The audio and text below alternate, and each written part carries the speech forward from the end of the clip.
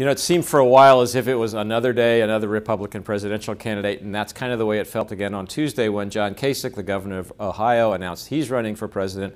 Not a surprise, he's the 16th candidate to throw his hat in the ring, the last of the sitting governors, and he rounds out the field in many ways. It's always a good time to step back and say, what are the assets and what are the liabilities for a candidate who's just getting into the race? That's a particularly interesting exercise for John Kasich because he's so unconventional. First, on the asset side, and he's got some really interesting and important ones. He's the governor of Ohio, a very important state for Republicans. They've never won the presidency without winning Ohio, and he's a popular governor of that state. He's done well in his time as the chief executive of Ohio on the political front.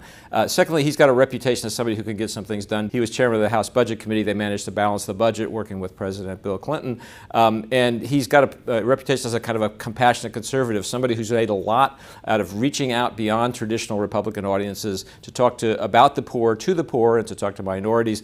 That all makes him a very interesting candidate. Some liabilities that offset that. He's not particularly popular with conservatives because he embraced the Affordable Care Act, also known as Obamacare, to the extent he decided that his state would enter into the Medicaid expansion that was called for under that act. That's not popular with conservatives.